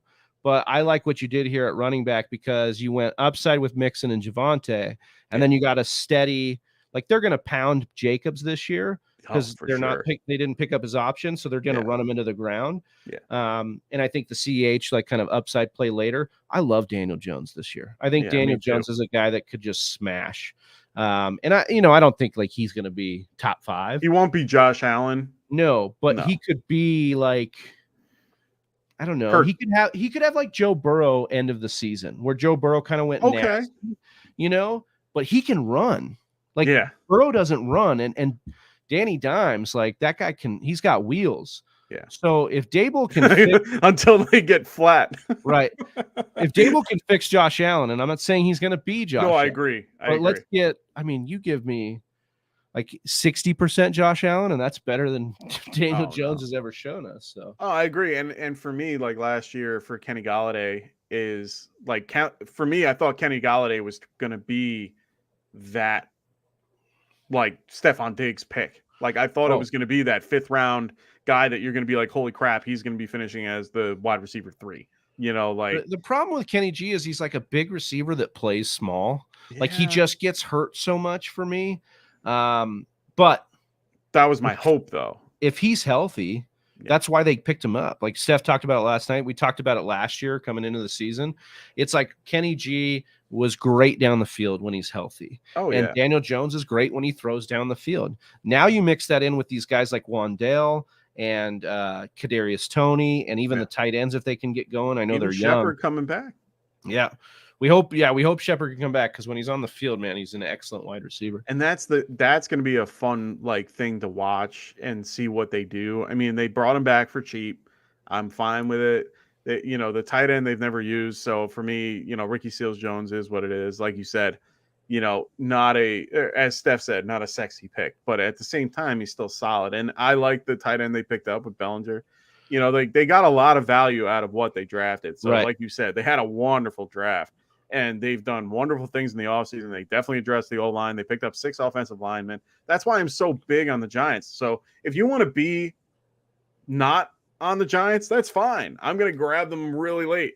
Like, that's fine. Well, it's like Steph was saying last night. It's like you're basically telling us via ADP that none of these guys are going to hit, and that's just not possible. Yeah, it's not true. Possible. Yeah. And Kenny G, like to go from a guy that we thought was a wide receiver 1 with Matthew Stafford to basically free in drafts is absolutely criminal. I agree. And Tony right now probably will go up, but like only 2 rounds ahead. Just going to say FF Tycoon here at the last spot. Really actually like I kind of stopped paying attention to his team when he did the Trey Lance, Derek Carr thing, but I actually really, really like it. I think that Carr has already shown us that he can be like borderline QB1 with no Devontae Adams. He is Kirk Cousins, in my opinion. And now if we get him in an offense with Josh McDaniels and with all these weapons, like he should be, I would imagine better, at least very steady and still the same, but a possibility to be better. That's part of why I like Jacobs, is because they're going to run the ball and they're going to take the pressure off of Carr, and the field's going to open up a little bit because not everybody's going to be in the box. Now, I understand that Darren Waller is going to be there too, and you got Hunter Renfrow, and they let go of Brian Edwards, and they let go of Zay Jones, so they're not going to be throwing the ball deep like they used to. It's going to be deep, dink and dunk. It's going to be nice little West Coast, offense, which I'm really happy about, and I think that's what suits him better. Listen to all the things you're saying, right, Mike? You're saying, well, like, who's it going to be? Is it going to be Waller? Is it going to be Adams? Is it going to be Renfrow? Like, that means that if we're having discussions about all three of these weapons, that means we like it for Derek Carr, because there's so many options for him to go to. And I just think you're right. I mean, he's done it all in this league and been constantly underrated. And you're right. He is like kind of, Kirk Cousins of the AFC kind of at this point. And I think what you've done now in this super flex here at FF Tycoon, as you said, I've got my QB 1.5 all the time with Derek Carr, right? Yeah. Now, if Trey Lance or Field take a step forward, that's your league winner. That's your guy that can really push you forward. And then just look at the rest of the stuff he did here. Cooper Kupp and Jamar Chase, absolutely smash. Deontay Johnson is my third option. Yes. And then I love the upside play of Sky Moore at the end here. Hopefully he gets healthier. He's got the hamstring. Zeke, I think, is getting slept on again, kind of similar to the Barkley thing, but even worse. Yeah. His line's worse. That's the problem. Yeah. Well, and it's just, the line's worse, but like we have 90 million reasons why they're going to keep pounding Zeke Elliott, even if they don't need to. They want to get rid of him. They wanted his contract's insane. I don't know if they want to, because basically they would have, I think they're going to get rid of Tony Pollard, dude. I think they're going to move. Yeah. I don't know why, because it's Jerry Jones and he puts salt on his Egg McMuffins. This is what we're dealing with. But, oh my God, I do remember that. So Zeke, Kenneth Walker, AJ Dillon, Rashad Penny. I love the Rashad Penny pickup here late, and then Gus Edwards, just maybe the first pick of the last round, maybe the most underrated pick in this draft. Gus Edwards, RB3 for the Falcon or for the Ravens. I think he's the RB2, and he's maybe 1B. If you're really, do you think he takes over that spot? They extended him. They gave him decent money. I don't think he takes it over. I'm in on Dobbins. I think Dobbins is a better pure runner and more splashy, but they will run the ball at a top 5 rate, maybe number 1 in the league. And what we see is when these teams are that dramatic, the pie is big enough that we can get RB2 value out of the second guy sometimes, maybe even RB3. And I think Gus Edwards in the 14th, give me that. Oh yeah, for sure. So yeah, that's I'm with Tycoons. He might be, he's definitely in the top 3. It's probably you, Tycoon, and then who did I say over here? You said Gus or Gus. Yeah, you like Gus? Yeah, I liked Ron Swanson's, was it? But again, the second quarterback scares me a little bit. Nice. No, that's great to hear. I mean, I love hearing that I have a good team. Yeah. Me and Anthony were grading the other day for a mock that we did. I picked roughly around the same group of guys, but we were doing redraft. So like I said, I still ended up with Mixon and Williams and Jacobs, or I had something. Yeah. And either way, I came out with basically the same group of guys. And I think he put me at 9th ranked out of 12. And me and him were just on different levels the whole show, which is great. Yeah. And, we ended up finishing with the same grade for the last person, which was fun. We were talking about that kind of contrasting narratives the other day on a pre-production show. Yeah. And we were just talking we have all these narratives in the industry and a lot of them get hopped on, and then it's what if we made the counter argument for these narratives and we try to play that thought exercise. So I think it's really great when a show has that balance, because I don't want to keep hearing the same thing over and over again. Agree. The hive mind, the echo chamber. I want to get in there and understand differences, because that's just a really good way to, broaden your horizon. If you change my mind, that's so good. I learned something then, you know what I mean? Oh, I agree. And that's part of why me and Ant work so well together, because me and him have very difference of opinion. And, he's more the way that you were telling me before with like that Lamar Jackson type thing. And I'm a little bit on the other side, but I can give you my end of it and his end of it. It's a good combo. He was saying before, best Zeke and Pollard take ever right there. Honestly, I agree. And we have Dustin and Frank as well, who are both huge Cowboy fans. And I don't know how they would agree or disagree with that, with the concept of, Pollard being the one that trades.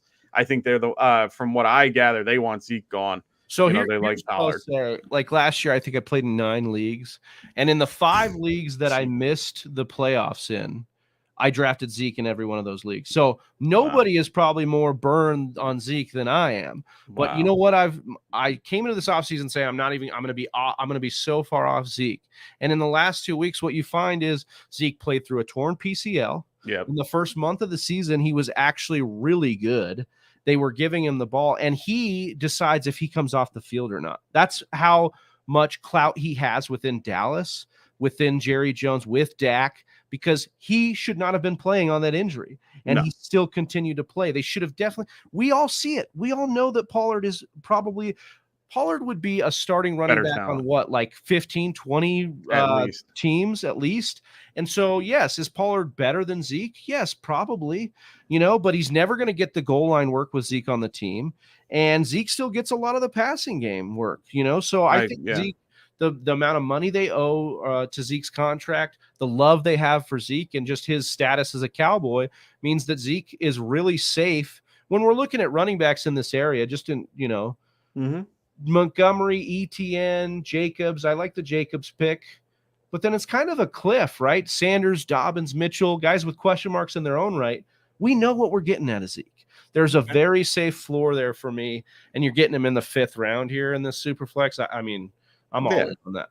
No, and that makes complete sense. And for me, I'm a little low on Zeke. I'm a little low on the Cowboys, other than Dalton Schultz. To be fair, fan, you probably should. No. And Ant will be the first one to chime in a second and be like, "No, I'm probably the biggest Cowboy lover in the group." But the funny part is I'm low on CD because I think that Cooper is what made CD as good as he is. I think he took a lot of the coverage away. I think he was against a lot of light coverage, and at the same time, I don't think Gallup helps him in any shape, way, or form. I think that Tolbert, if anything, like I remember you guys saying before that Tolbert is something that could help him. And I agree with that. I think that maybe it does. I love Tolbert. I mean, I drafted him in Dynasty. I'm all in on Tolbert, like long shot to win Rookie of the Year. I think he's I think he's really good. Well, like here's the thing. Gallup, you can mention Gallup. He's going to probably start on the pup, dude. I love Gallup. And I agree. And so like that's the thing. He tore it, then he waited to have surgery, which was I never understood when they do that. I don't know why they do that. So he did that. So that's an interesting dichotomy, though. Like I hear what you're saying about CeeDee Lamb, but literally every metric for CeeDee Lamb is like glowing hot red for him, except for the target share, right? He's never gotten to that target share. Few teams have more vacated targets than the Cowboys with Amari Cooper, I agree, Wilson, and these guys leaving.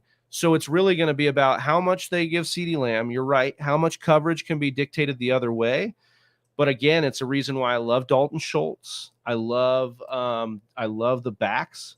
So I think that, I think you're making a lot of sense here on CeeDee Lamb. I'd like to look what he did against, kind of this coverage, like press coverage. But yeah, I think CeeDee Lamb's a budding star, and it's tough in this area of where the wide receivers are going. I like Diggs. I'd probably take Diggs over Lamb. Yeah, I would probably go Diggs. I'd go Adams. I'd go Samuel. You'd go Adams over Lamb? Yeah. And that's just like a pure talent standpoint for you? Because for me... Even with the QB, too. I'm fine with Carr. Yeah, that's fine. It's not really a question of like Carr. For me, it's Darren Waller, Hunter Renfrow. I'm fine with it because they're going to spread the ball around. They're going to move. It's a system that can move coverages with defense. They're not going to just focus on one. And if anything, it leaves Adams as a one-on-one, which I like better than any other of these systems. You can double coverage CeeDee Lamb, I guess that's true. I'll give you that. The only problem I have with Adams is the only reason like we were taking him this. I mean, we're taking him higher than this, but I agree. The only reason we were taking him this high is one massive touchdown, like red zone, like inside the 5 targets, like we're through the roof for Davante Adams because obviously that's what they did. Well, that was Rodgers. Yeah. I don't know if that's gonna stay. So you're gonna get a buoy of touchdown. I think he still remains like low end wide receiver. He's a PPR. One. He's going to be a PPR. But you're right. I think stud. You're talking me into PPR now. You're talking me into like a Keenan Allen PPR monster with Adams. You know, like I think he is Keenan Allen. Yeah, he is basically going to he'll get his 160 targets with a 110 receptions for 1,000 yards and that's too low. Let's go 6 touchdowns maybe. And that's low. I mean, I'm going low on touchdowns just to, because I have to, I would spread it out. And that's off the top of my head. Yeah. I think he has the PPR upside that Lamb doesn't. With you. Yeah, you definitely versus standard. I'm with you there. Oh, standard is a whole different animal. I don't even deal with standard because of the concept that there's just nothing there. Like Henry is technically the RB1 for, standard leagues. Right. Like I'm not going to pick Jonathan Taylor. I'm going to pick Derrick Henry. Like my keeper league, I already know that Jonathan Taylor is a keeper in our 5th round. So I know he's gone. I know he's not even on the board. I have the 101. I'm keeping Joe Mixon at the 210. And because I have the 101, I'm going to keep him at the 210. And I have Stephon Diggs that I can keep at the 5-1. So for me, I'm fine with those picks at this point. I'm going to try to trade for Jonathan Taylor with my 101 to get Jonathan Taylor in the 5th.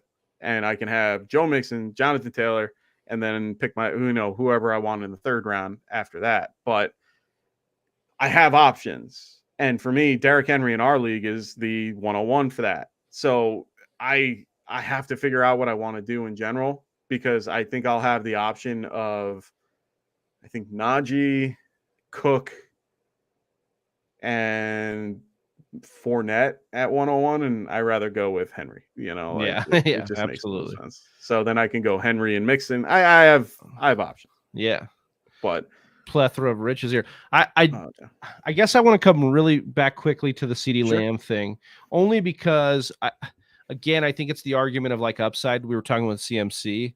I think for me, that's why I would go CeeDee Lamb, because I think it's your last chance at like that tier of Jamar Chase, Cooper Kupp, and Jefferson. I think Diggs is there too, but I think if I'm looking at these wide receivers that are in the range of that outcome, like can give me a Cooper Kupp, Jefferson, Chase season, like a top 5, top 3 season, Lamb is the cutoff there. I don't think Adams with his new situation can get there. We're looking at Debo, obviously Tyreek. I can't see him getting there. That was going to be my next guy to ask is Tyreek Hill. You don't think he falls off with Tua? Yeah, but I don't like. I think he belongs in that range Adams is going. Like I might take Tyreek Hill over Adams, and the reason is because we saw Tyreek Hill in Kansas City before Mahomes with Alex Smith, who you could say is kind of a similar quarterback to Tua, better than Tua probably, but similar quarterback as far as accurate and intermediate and those kind of things. And I think Tyreek Hill still pushed Alex Smith to be better in that season in Kansas City. So again, I think Tyreek Hill is a guy that just provides me more upside than Davante Adams. And look, I love Davante Adams, man. Like I should show you. I got the signed jersey up there. He's my guy. My heart's broken that he's gone. There's so much talent around Adams, especially like Darren Waller's a red zone threat, dude. Like, the other part of it is the fact that Darren Waller was hurt for 6-7 games. He's a big dude. Any guy that's bigger than like 6'5", they're guaranteed some type of injury. I like Darren Waller. I'm not going to talk him down, but that's one part. And then Renfro was like a Cooper Kupp-esque red zone threat for them last year. I love that movie. They showed it on Monday Night Football. Yeah, that little wiggle, turn, and like he is a outstanding slot receiver, and I can't see them not using him in that capacity. They need. Who did they pick up on the outside? I'm trying to remember who they picked up. like in free agency, because they picked up somebody because they let go of Zay Jones, they let go of Brian Edwards. I just heard it today on a podcast, and now I can't remember who it was. And I'm trying to remember who they picked up, because they picked up some Keelan guy. Cole and Mac Hollins too. Jeez. So they've got like Mac Hollins. I mean, Mac Hollins can play that role on the outside. Yeah, but Cole's all right. Yeah. But either way, I think they're going to try to do what they can to keep Hunter in that slot role. As they should. I mean, he kills it in the slot. So the thing is like, what are they going to do about, because Adams played a lot of slot in Green Bay. Yeah, I know. So what are they going to do about splitting the slot up? But I did hear on a podcast, remember in New England, it was all bunched. So kind of everybody played in the slot, right? So they definitely rotate. You could have both of them in the slot almost at the same time because everybody's close to the line of scrimmage. So they're going to get what they want. It's an exciting team. Like if we can peg that team. And they boosted their line. They did a lot to make that line better. I'm excited for a bunch of teams this year. The Raiders, I'm happy to see what they do. I'm happy about honestly happy about the whole AFC West except for the Chiefs. I know the Chiefs did all they could to try to do what they could after Tyreek left. They're definitely the one you're not like, man. No, I'm not high on. Yeah, they didn't not really high improve. On. Right? I like Juju. I'm fine with Juju being the one target there. I think that MVS is going to fall off. I think he's more of a 9-route guy compared to the other 3. I think Harmon and let's smash Travis Kelce like this year. That's what it is. This is the last year to get him. This is the last year to get him high and get him, hot, and then he's gone. Like he's I mean, he's not young. He has maybe a year or 2 left.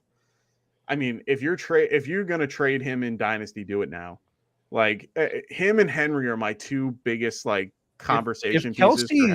If Kelce gets injured, I could almost see Kansas City finishing 3rd in that division. 3rd, I see them finishing 4th. I see them finishing 4th. Better than the Raiders. I think the Raiders won too many close games last year, and they're like kind of an all-heart team. Like they were close. They almost. But their defense is still nasty. Yeah, but I think the Chiefs did a lot in the draft for their defense too, and it was already kind of pretty good. But I think if the Chargers cannot be the Chargers, which was like a big ask, the Chargers are like a Super Bowl favorite, man. The Chargers are so good. It's them or Broncos. I like Broncos just a tad, but at the same time, I really do think the Chargers did a lot to improve that team on the line, defense, everywhere that you can possibly imagine. They've had one of the better 3-year progressions in the last 3 years, sure. maybe the best one. I mean, obviously nailing Herbert, but then what they've been able to do on the offensive line, which was a complete shit show just a couple of years ago. I agree. And that's turned around. And then obviously the wide receivers, the running back, and then the defense, what they bolstered this year. Again, Spanos has never spent like this. And I think he got a quarterback finally. And I think Staley probably had a lot to do with it too. Like, hey, look at what the other team in LA did. Like, look what they did. Go do this. Yeah, that makes sense. So I think that's where they're at. But again, you got to break the Charger curse. But I Chargers are one of my favorite defenses this year, even though they're in the tough division. I really think they could be a great fantasy defense. And then the Eagles are another one. Great schedule.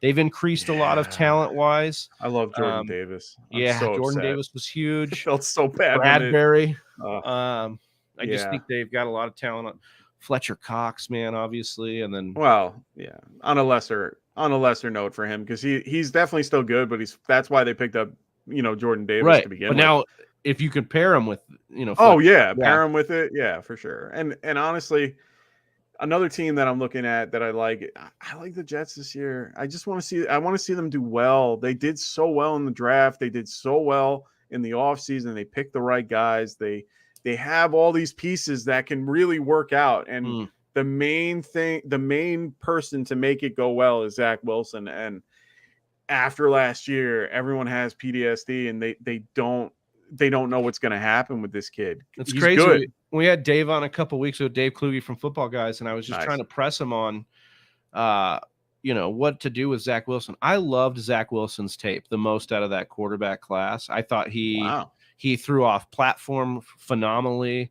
We had Tony Romo. We had Chris Sims saying he had Mahomes ball ability and his range of outcomes because of those off-platform throws. Now he played at BYU, and that team was absolutely stacked, and the competition was not, great. So you wonder, if he got punched in the mouth basically in the NFL, because he looked like it last year. And I've just never seen somebody I watch on tape in college then transition that badly to the NFL. Not to say I'm like some tape wizard or anything, but just it's just the eye test. For me, I want to believe in Zach Wilson, but I don't want to get hurt. I'm warming up to the idea of Zach Wilson being like a sleeper, like kind of like that Daniel Jones area where it's like, can we get more running out of you? Like you literally have no excuse now. Like if he doesn't do it this year, it's the same with Daniel Jones. It's the same exact thing. Yeah. I agree. I'm with you on the Jets. Yeah, I think. Yeah, and another good rookie that Drunk Squidward brought up was dude, Alec Pierce. Alec Pierce, man, he's gonna be a stud. Him and David Bell, who I picked up. I'm a big fan of David Bell. If you go to any mock that's been going on, that I do 100 of these, dude. Donovan Peoples-Jones, I don't even see come off the board. And he's going to be, essentially the number 2. If you really want to put a vet as their number 2. But David Bell keeps getting talked about over and over again. Well, this is the reason why I like Njoku. Because outside of Amari Cooper, what do we have? We got DPJ and David Bell. And I think David Bell's a great dynasty pick. And I think he's going to be fine, especially tied to Watson. I wonder what the first year impact will be, but he's going to have every opportunity because there's just so much not available. Like there's so much available there. I'm a little down on the Browns, and it's mostly because their offensive line. They lost a lot of big pieces on that line. They had a freaking awesome line. Yeah. Up until it sucks that they go and get Watson and then then their line disappears. They're kind of barren on talent-wise. Dude, J.C. Tretter, their Pro Bowl center, is still available as a free agent. And I'm sitting here as a Giants fan like go get him. You should have been picked up. They go for, Joe, whatever his name is, from Mata Joe or whatever the hell his name for center. And I'm sitting there like, dude, J.C. Tretter's a Pro Bowler. And he's still get him on a cheap deal because clearly no one's signing him for whatever reason. I guess he got hurt and it's something bad because otherwise, why isn't he being signed? Right. And on top of that, they lost Conklin on the right. They, I think, I want to say one of their guards is gone too. I'm going to butcher the hell out of his name. It was Batoni. Batoni, there we go. Batoni, I think, is gone, or something happened where they literally lost their whole middle part of their line. Right. And I sat there and I'm like, what are they going to do? Yeah. So, well, honestly, the good thing is you have the quarterback to make up for a bad offensive line. But that's when he's there, if he's there. Yeah. Well, I sat and watched. Dude, did you watch the Real Sports thing? No, I have it teed up. I also, what I read was Pro Football Talk and The Athletic had some exposés on basically the plaintiffs in it, because he's not out of the woods. He's still going before trial right now and depositions. And one, he admitted that he apologized to one of the females that he made her 22. Yeah, it's unreal. And he's got a couple that now he's admitted under oath, basically that he had sexual activity with. So it's terrible. He had sex with 3, right. And they were essentially consensual out of the group that, out of the 22, 3 were consensual from what they keep gathing from this whole thing. What they're trying to say, what he's willing to say with lawyers present. Yeah. And but at the end of the day, if you take a minute when you get a free minute this weekend, watch the Real Sports. I'll even tell everybody that's watching, watch the Real Sports thing. Is actually, you sit there and you just wonder exactly what these victims are feeling. Now, the one person that they went for the first person that went out and they went around her and understood. I'm not saying her story's fake. I'm not saying there's anything wrong, but at the same time, it makes you go and think holy crap, they just gave this guy, $250 million or $250 million. I think 5. They have some real big financial outs. They do. They have the $1 million or what? He loses $1 million. Come on. But I also think that the NFL has a terrible track record with this stuff, Mike. I the agree. problem is I was listening to, I think it was RotoViz today, or Davis Maddock and Pat Kerrane were talking, and basically they were saying, like, if you want to redo some of your image, then you suspend them at least a year. Yeah. I mean, especially with the Trevor Bauer stuff, you go and you do that. But the problem is that we have the problem is the NFL above any other league loves the bottom line, and they will do whatever it takes. And if the Browns are good, if we have good quarterbacks in the league, it's good for viewership, it's revenue. Yeah. And so that we'll see what wins out at the end of the day. Well, they need to start thinking in the way of, as much as I agree with the fact that they want to make more money, I think they need to start looking at it a little bit and be like, yeah, he fucked up. Well, it's like they have 2 big tests this year, and they almost like every year. Yeah, it's almost every year, but they do, and they have. You can always swing the pendulum in these things, and they have the choice here. So yeah, I agree. I believe me, we can. You guys have talked about it, and in nauseum. We've talked about it in nauseum. Wilson saying, "What up?" You guys are still on, of course. Come on, this is a get right show. We're on for 4 hours. No, I'm kidding. We're not. We're going to be wrapping it up in a minute. Just because I got stuff going on. I got things that I need to get to. But at the end of the day, it's the weekend. I'm glad that I'm just so happy to have this guy right here today. This was phenomenal to be able to pick your brain and be able to talk to you throughout the show. Likewise, man. I got a lot of differing opinions than what I've used to, and not just from you, but the chat was amazing today. So I appreciate all you guys as well. Yeah, but that's what it's all about, man. We're in the dog days of the off season, trying to really sharpen our takes and really hear all the different outlooks we can, because it's kind of like having ammunition. You want to have all those different things in your chamber when you're going to make those selections on your actual draft day. Like, I want to know all the different reasons why I should take a guy where I'm taking him. And we're in that interesting point too, Mike, where the ADP is something right now, and then we're going to watch it shift over time. So it's all about changing our opinion as new information comes in. I agree. And the other thing that I keep forgetting about in most of these things is that we have bye weeks, and you don't want a full team on a few of these weeks this year. Especially in basketball. That too. Gotta get on.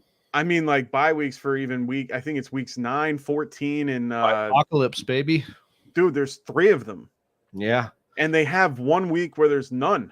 There's week 12 in the middle of that. Did you see that? We love it though, baby. We love it because it's waiver time. It's grind. I agree. But isn't it just so odd to see it? Because every year you're looking for, weeks 5 through 14 or 13, or no, what was it? 12, where you had something going on where every team had something. In the middle of all that, they're going to have 1 week where there's no teams on a bye. Right. And it just doesn't make any sense.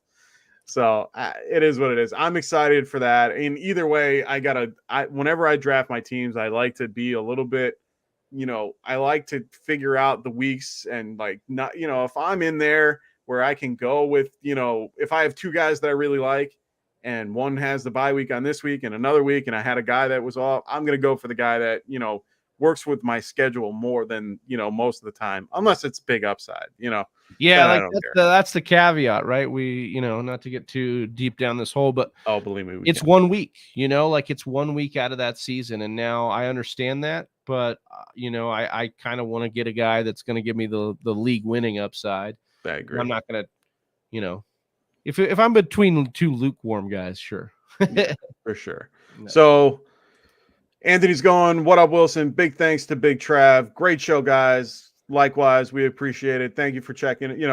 Thanks for watching while you're at your son's birthday. We definitely appreciate that, and always can't wait to have you in here. Classic, you're the man as always. There are no whispers in fantasy with the podcast. I like Wilson. Wilson's our main guy. He's one of our ambassadors. He's a great guy. Got to roll your sleeves up during those bye weeks, of course, my friend. So with that being said, I'm going to just try to get everything out of the way that I need to get out of the way. Like I said, make sure you guys like and subscribe above. Well, I have it above. It's supposed to be below, but it is what it is. But make sure you guys are subscribing and liking to the show. Make sure you guys check out Underdog. Also, make sure you guys, if you want to join our sleeper channel, we have this below, the QR code. I'm going to leave it up for a half a minute.